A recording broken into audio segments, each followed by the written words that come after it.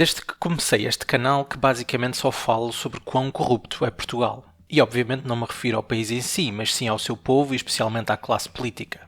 A classe política portuguesa é corrupta pelas razões óbvias que irei cobrir neste vídeo, mas também o povo português, que garante que os corruptos continuam a ser eleitos, apesar de todo o mal que fizeram e fazem ao país. Até chegarmos a um ponto onde as leis do país não são seguidas e é criado um sistema de justiça que funciona da seguinte forma. Nenhuma consequência para os socialistas, seus amigos e familiares pelos crimes que cometem e, de facto, são mesmo recompensados por isso mesmo.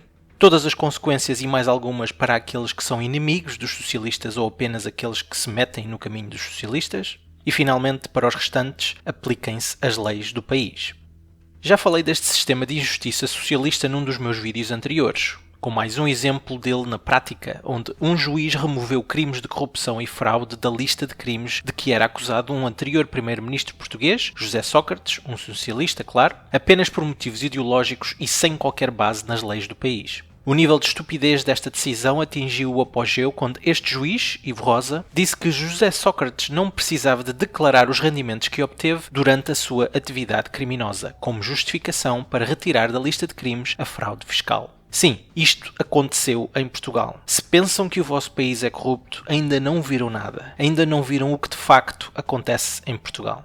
Mas esta estupidez acontece porque todo o sistema de justiça português é motivado politicamente e as leis do país são irrelevantes, a não ser que beneficiem os socialistas. Porém, porque Portugal faz parte da União Europeia, existe uma verificação por parte de Bruxelas a praticamente tudo o que cada Estado-membro propõe fazer no seu país. É por isso que o orçamento português, por exemplo, tem de ser aprovado em Bruxelas e não por aqueles em que o povo português votou. Mas nada disto alguma vez impediu os socialistas e comunistas portugueses de usar e abusar dos fundos europeus que Portugal recebe todos os anos. E Portugal é o segundo país que mais fundos recebe na União Europeia.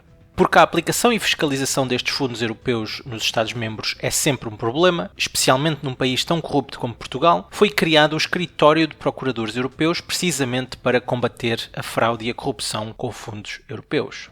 Para criar este novo mecanismo europeu, cada Estado-membro propõe um representante para o seu país neste novo mecanismo e Portugal fez exatamente isso. E a escolha do governo socialista português foi José Guerra. Vamos ouvir o que o eurodeputado espanhol González Pons teve a dizer sobre esta escolha. Portugal es para mí mucho más que un Estado miembro. Comparte límites geográficos, historia y cultura con mi país. Juntos salimos de la dictadura y entramos en la Unión Europea. Por eso me entristece tener que condenar el comportamiento del gobierno portugués. Pero los hechos son irrefutables. El gobierno portugués mintió al Consejo sobre la cualificación de uno de los candidatos a la Fiscalía Europea. Y fruto de esa mentira se adoptó una decisión que no debía haberse adoptado. Sinceramente no sé qué es peor, si la excusa del error administrativo o la teoría de la conspiración internacional antiportuguesa que ha propuesto el primer ministro Costa.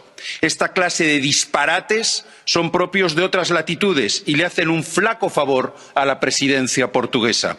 La Fiscalía Europea es un instrumento al servicio de todos los europeos para luchar contra el fraude y para preservar el Estado de Derecho, que ahora ha quedado bajo la sombra de la sospecha.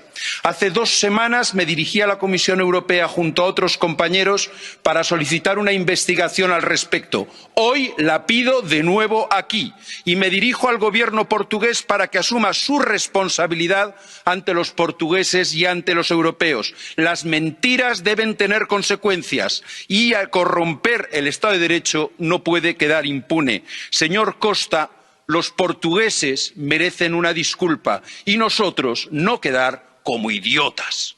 Muchas gracias.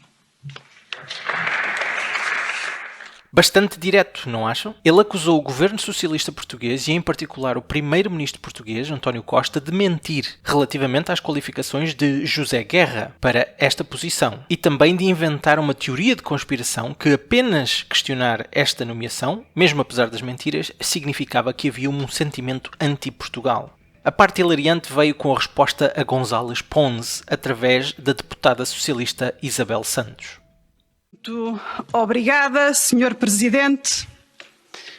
Aqui sou mais do que eu e ergo-me do alto de quase 900 anos de história para responder ao deputado Ponce, atrás do qual se escondem os verdadeiros urdidores desta campanha de desinformação, cujo único objetivo é atingir a presidência portuguesa do Conselho e, de arrasto, atingir a própria Procuradoria Europeia. Mas vamos a factos. Vamos a factos. Os candidatos portugueses a Procurador Europeu foram selecionados pelo Conselho Superior do Ministério Público, um órgão independente. O Conselho Europeu nomeou o primeiro da lista seriada por este órgão. A comunicação do Conselho Europeu é clara.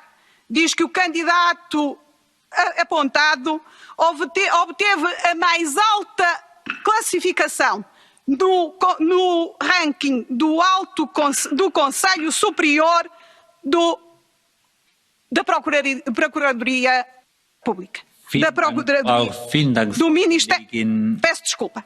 Do Conselho Superior do Ministério Público. Digam-me aqui onde é que está a interferência política ou os erros cometidos sem... Esta idiota balbuciante tentou fazer exatamente aquilo que González Pons referiu. Tentou acusar todos os que questionavam a nomeação de José Guerra de serem anti-Portugal, especialmente numa altura em que Portugal é o presidente do Conselho Europeu, que tem sido um sucesso, obviamente, com o aumento de despesas pessoais e de deslocação, isto apesar de estar quase tudo fechado devido à pandemia. O discurso desta idiota socialista também mostra aquilo que já digo há uns anos neste canal. Ela é motivada apenas e só pela sua ideologia. Se os socialistas estivessem a matar pessoas no meio da rua como fizeram há umas décadas na Europa, Isabel Santos estaria aqui a defendê-los, da mesma forma que os defendeu aqui. É isto que podem esperar da classe política portuguesa. Ideologia pura, incompetência, corrupção e intenção criminosa, desde que isto beneficie as suas crenças ideológicas. É isto a esquerda e extrema-esquerda em Portugal. Mas afinal, quais foram as mentiras que o governo socialista português propagou? O que aconteceu exatamente relativamente à nomeação de José Guerra para Procurador Europeu? Vamos começar pela lista de candidatos portugueses. Eram 3, e dos 3, Ana Carla Almeida foi a candidata escolhida por um painel europeu independente. Em segundo lugar estava José Guerra.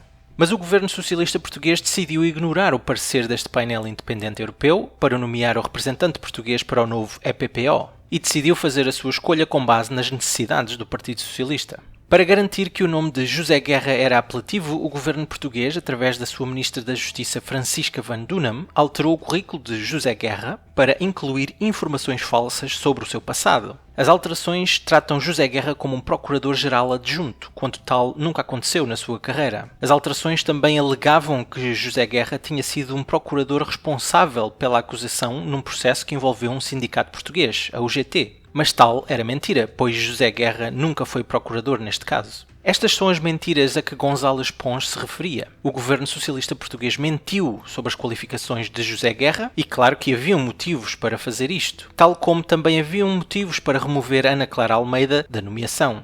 E estes motivos estão diretamente ligados ao tal sistema de injustiça socialista que já referi. José Guerra, o homem escolhido pelo governo socialista para ser o representante português no novo EPPO, já tem passado longo de bom socialista, como por exemplo ter sido escolhido para outro mecanismo europeu, o Eurojust, em 2007, pelo governo de José Sócrates. José Guerra é também o irmão de Carlos Guerra, precisamente quem autorizou o projeto do Freeport, em Alcochete, que foi o primeiro grande caso de corrupção a envolver José Sócrates, há muitos anos atrás, e que teve exatamente 0 consequências para o socialista. A escolha de José Guerra é um exemplo perfeito de um socialista e a sua família a serem recompensados pela sua lealdade.